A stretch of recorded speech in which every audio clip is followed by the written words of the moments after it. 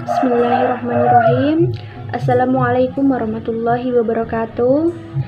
Alhamdulillahilladzi arsala rasulahu bil huda wa dinil haq liyudhhirahu 'ala dinihi kullihi wa kafa billahi syahida. Asyhadu an la ilaha illallah wa asyhadu anna Muhammadan abduhu wa rasuluh. Amma ba'du.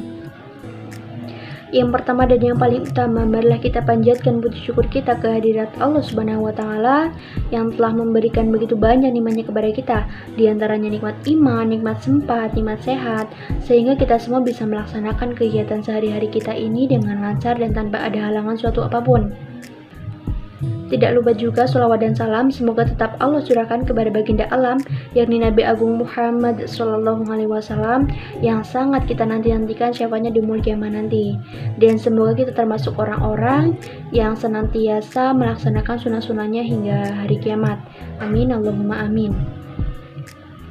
Baik teman-teman, di sini saya akan menjelaskan sedikit tentang Luqatah dan kisah Abu Dujana. Jadi mungkin dari kalian banyak yang mengetahui tentang apa sih itu Luqatah, dan mungkin juga banyak dari kalian yang belum tahu tentang Luqatah itu apa. Dan bagi yang belum tahu, saya akan menjelaskan sedikit tentang Luqatah. Jadi Luqatah itu secara bahasa berasal dari bahasa Arab yang artinya barang temuan. Sedangkan secara istilah, Luqatah adalah memperoleh suatu barang yang tidak diketahui pemiliknya, dan barang itu bisa kita miliki apabila barangnya sudah diumumkan kepada khalayak umum. Dan setelah mengetahui pengertian dari Luqatah itu, saya jadi teringat tentang sebuah kisah pada zaman Rasulullah, yaitu kisah seorang sahabat yang bernama Abu Dujana yang mencoba mengeluarkan makanan haram dari dalam mulut anaknya sendiri karena makanan itu berasal dari barang temuan.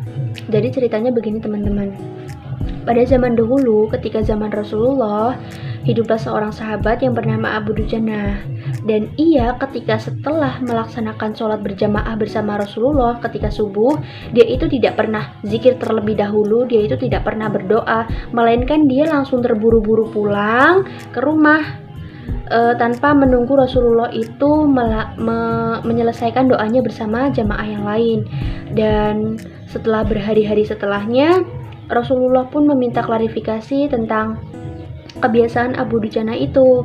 Dan Rasulullah bertanya kepada Abu Dujana, "Wahai Abu Dujana, mengapa engkau selalu terburu-buru pulang ketika setelah melaksanakan jamaah subuh? Apakah engkau tidak memiliki keinginan kepada Allah Subhanahu wa taala sehingga engkau tidak pernah menungguku berdoa, menyelesaikan doaku terlebih dahulu?"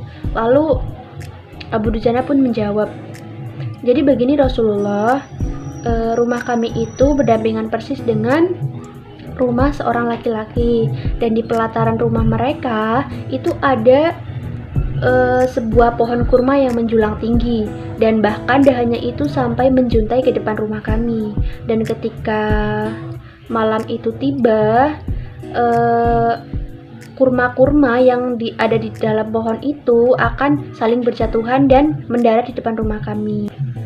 Ya Rasul, kami adalah keluarga yang tidak mampu, maka anak-anak kami pun sering kelaparan dan kurang makan. Oleh karena itu, setiap mereka bangun tidur, apapun yang mereka dapat pasti akan mereka makan. Dan karena itulah, ketika setelah sholat subuh, aku langsung terburu-buru pulang sebelum mereka bangun dari tidurnya, dan aku kumpulkan kurma-kurma yang berjatuhan di depan rumahku itu, dan aku kembalikan kepada pemiliknya. Namun pada suatu saat, pernah aku itu terlambat pulang, dan betapa terkejutnya aku ketika melihat anakku itu sudah terbangun dan bahkan dia sudah memakan kurma basah di dalam mulutnya. Lalu mengetahui itu, jari-jariku pun masuk ke dalam mulutnya dan aku keluarkan apapun yang ada di dalamnya.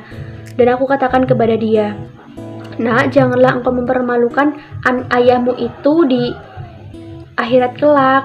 Lalu ia pun menangis karena kelaparan, dan aku katakan lagi kepada dia, "Bahkan sampai nyawamu lepas pun aku tidak akan pernah rela meninggalkan harta haram di dalam perutmu itu. Akan aku keluarkan bersama kurma-kurma itu dan akan aku kembalikan kepada pemiliknya yang berhak."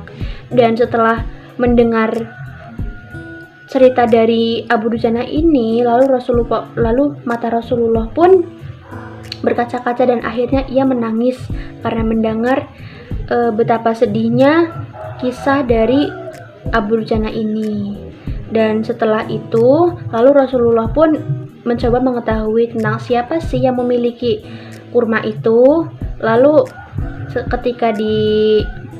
setelah mengetahui si pemilik kurma itu, jika pemilik kurma itu adalah seorang laki-laki munafik, maka Rasulullah pun mengundang laki-laki munafik itu untuk menemuinya dan mengutarakan jika ia ingin membeli pohon kurma yang ada di pelataran rumahnya. Lalu laki-laki munafik itu pun berkata kepada Rasulullah, "Aku tidak akan pernah menjual barang dengan sistem jatuh tempo, dan aku tidak akan pernah menjual barang kecuali dengan uang kontan dan tidak ada janji kapan-kapan." Lalu setelah itu pun tiba-tiba Abu Bakar datang dan mengatakan jika Abu Bakar yang akan membeli pohon kurma itu dengan harga bahkan 10 kali lipat dari harga pohon kurma biasanya. Dan setelah menyelesaikan permasalahan itu, lalu mereka pun akhirnya pulang. Laki-laki munafik itu pun pulang, Abu Dujana itu pun pulang. Dan setelah pulang ke rumah, si laki-laki munafik itu pun bertemu dengan istrinya dan mengatakan kepada istrinya, "Wahai istriku, kita menang banyak hari ini. Aku telah menjual 1 pohon kurma untuk membeli 10 pohon kurma, yang bahkan pohon kurma yang aku jual itu masih berada di pelataranku, dan aku tidak akan pernah memberikan barang 1 biji pun buah kurma itu kepada tetangga kita itu si Abu Dujana." Lalu setelah itu ketika malam tiba, si laki-laki munafik itu pun tidur, si Abu Dujana tidur, dan semuanya tidur. Ketika mereka terbangun, tiba-tiba dengan izin Allah Subhanahu wa Ta'ala, pohon kurma yang tadinya berada di pelataran rumah si laki-laki munafik itu baginya berada di pelataran rumah milik si Abu Dujana, dan mereka akhirnya terheran-heran.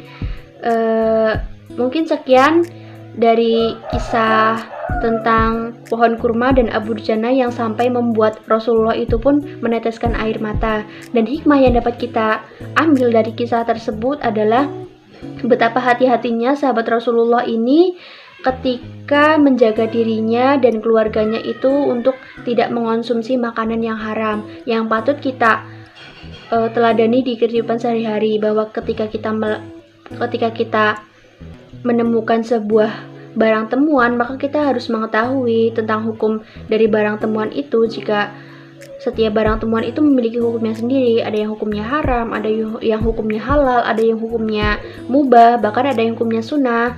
Oleh karena itu, pintar-pintar kita saja untuk mencocokkan antara setiap permasalahan dengan hukum yang telah ditentukan oleh Allah Subhanahu wa Ta'ala. Dan untuk kisah yang pohon kurma itu berpindah dari pelataran rumah si laki-laki munafik menjadi di rumah Abu Dujana itu adalah salah satu mukjizat Nabi SAW yang mampu dilihat oleh setiap sahabat beliau dan patut kita percayai dan kita yakini. Mungkin sekian dari saya. Apabila ada tutur kata yang kurang berkenan, saya mohon maaf yang setulus-tulusnya. Wabillahi taufiq wal hidayah, walidha wal inayah. Wassalamualaikum warahmatullahi wabarakatuh.